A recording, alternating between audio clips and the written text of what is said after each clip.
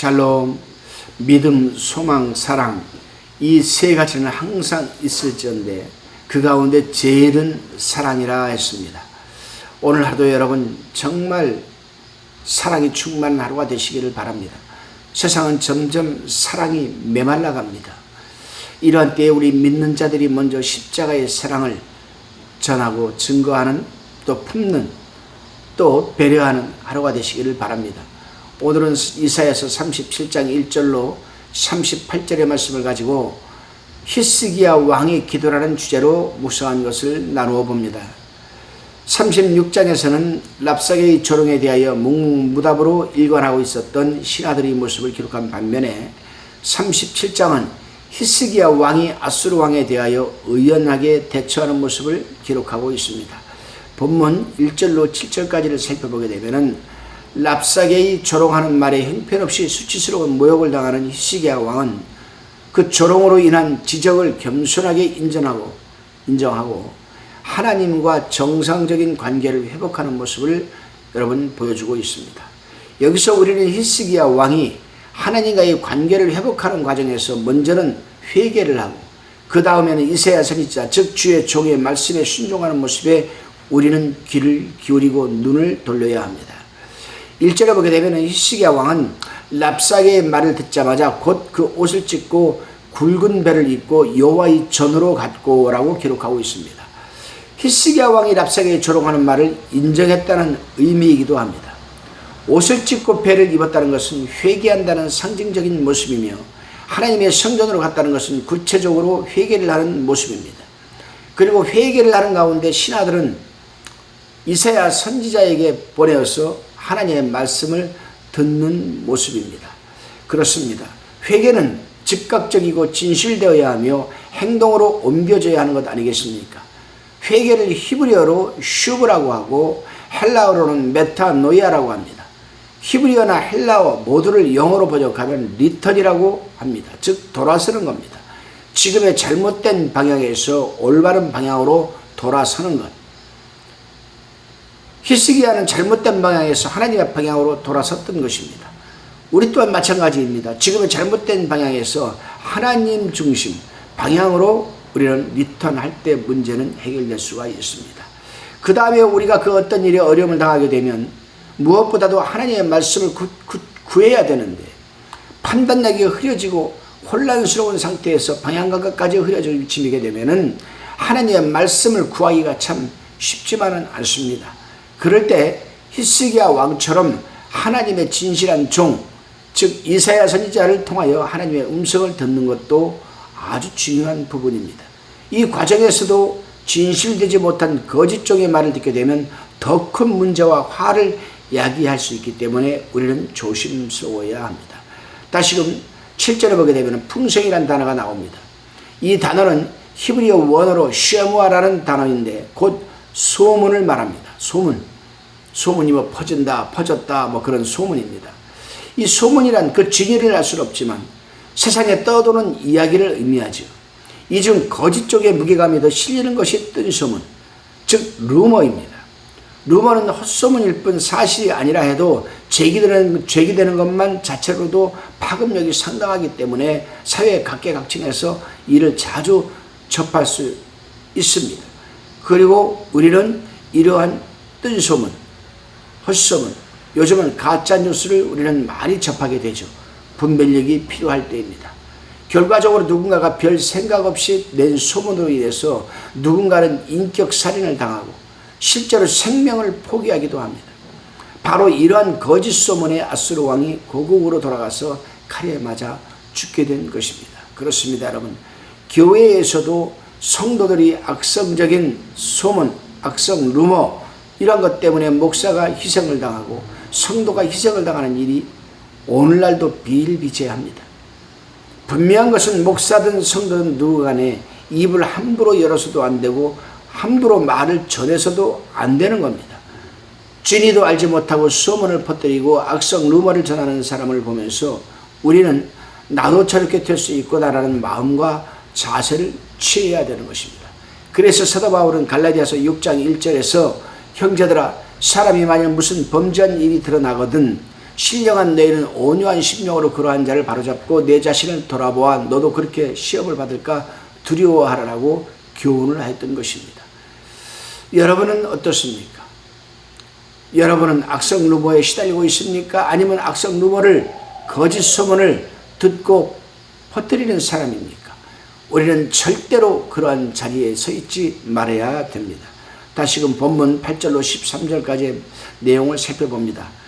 전에는 아수르 왕이 랍사게를 통하여 구두로 목욕을 하였으나 이번에는 사자들을 보내어 편지로서 공고할 협박을 지금 하고 있습니다. 그때 구스왕 디르하라가 유다를 도우려고 북상한다는 소식을 듣고 재차 위협을 해왔습니다.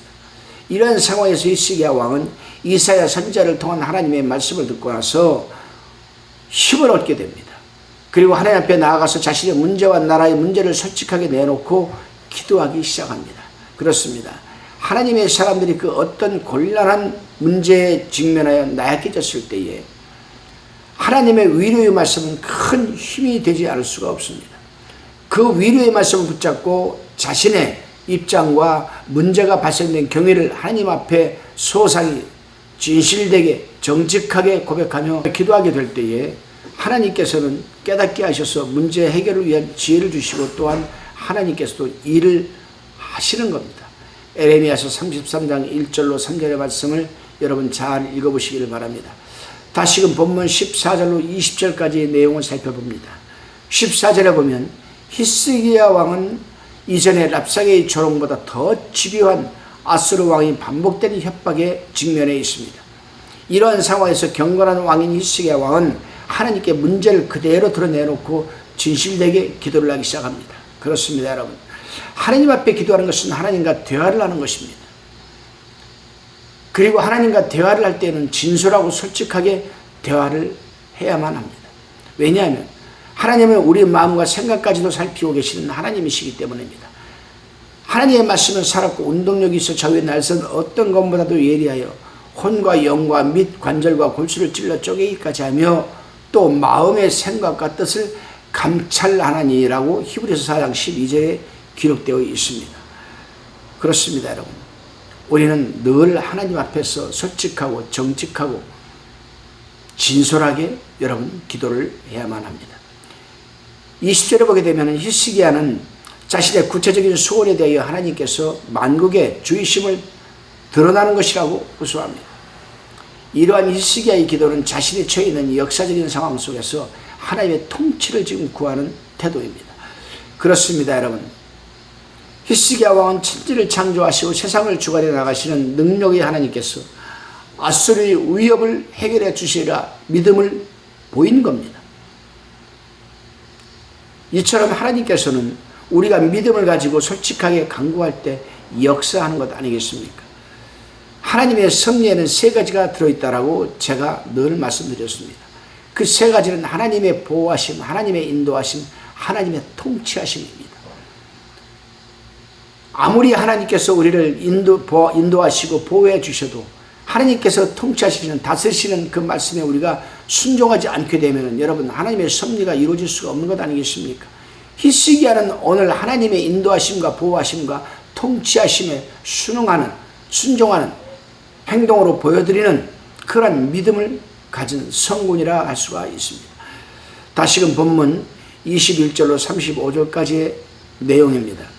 여기서는 아수르에 대한 심판과 그 성취를 말하고 있습니다. 유다가 비록 선지자의 경고를 무시하고 애굽과 동맹을 맺는 등 그러한 범죄를 했을지라도 회개하고 부르짖을 때에 하나님께서는 오만방자한 사내립을 물리치실 것이라고 지금 예언을 합니다. 그렇다면 여기서 우리는 한 가지 생각해 볼 것이 있습니다. 분명 하나님께서는 유다를 징계하기 위해서 들어 사용하셨는데 왜 하나님께서는 아수르를 다시 심판하신다고 하실까? 그것은 아수르는 하나님께서 들어 사용하실 때 더욱 겸손하고 하나님을 믿고 신뢰해야 함에도 불구하고 오만방자하고 교만하여 하나님을 불신하고 자신의 힘으로 유다를 침략하는 줄로 착각하였기 때문입니다. 그렇습니다. 우리가 그 어떤 일을 이루어내었을 때 더욱 겸손하고 하나님께 영광 돌려야 됩니다. 자신이 그 일을 성취하고 이루었다 생각할 때 우리는 자기 자신도 모르게 교만해지기 쉽고 그 교만이 지속되다 보면 사단이 틈을 타고 하나님을 불신하게 되는 상태까지 이르게 되는 것입니다. 다시금 본문 36절로 38절을 살펴봅니다. 36절에 여호와의 사자가 나가서 아수르 진중에서 18만 5천인을 쳤으므로 아침에 일찍 일어나 본즉 시체뿐이라. 37절에 이 아수르 왕 사나립이 떠나 돌아가서 니느웨에 거하더니 38절에 자기 신 니스록의 묘에서 경배할 때에 그 아들 아들람멜렉과 사레레셀이 그를 칼로 죽이고 아라랏 땅으로 도망한 거로 그 아들 에살핫돈이 이어 왕이 되니라. 결국 하나님의 사자가 아수르 군대를 쳐서 하룻밤 사이에 18만 5천 명이 죽고 말았고, 아수르 왕 사네립은 거짓 소문에 휘말려 자신의 나라로 돌아가서 수도인 니느웨에 거하게 될 때에 이사야의 예언의 말씀대로 자신의 아들 아드람멜렉과 사레셀에게 여러분 칼로 죽임을 당하고 말았습니다. 그렇습니다. 하나님의 사람들은 일반 사람들의 말은 두려워하지 않아도 하나님의 말씀에는 두려워해야 합니다. 왜냐하면 일반 사람의 예언의 말에는 응답이 없고 반응이 없어 무익한 말이지만 하나님의 예언의 말씀은 살아있기에 응답이 있고 반응이 있는 것입니다. 그러므로 하나님의 사람들은 하나님의 말씀을 자신의 개인적인 여러분 생각으로 함부로 선포해서도 안 되고 가르쳐서도 여러분 안 되는 겁니다. 오늘 하루도 여러분 우리가 거짓 소문에 휘말리지 말고 늘 하나님께서 하나님의 섭리로 우리를 인도하시고 보호하시고 통치하신다는 사실을 명심하시고 우리가 하나님의 인도하심과 보호하심에 감사드리며 그 말씀에 순종하는 하루가 되시기를 바랍니다. 기도드립니다. 주님, 우리가 대인관계를 갖는 과정에서 진리도 모르는 소문을 함부로 하지도 말고 전하지도 않게 하옵소서. 설령 그 진리를 안다 할지라도 함구하게 하옵소서. 또한 진리의 말씀을 우리 개인적인 생각과 뜻으로 전하지도 말게 하시고 가르치지도 말게 하옵소서. 감사드리오며 예수님의 이름으로 기도드립니다.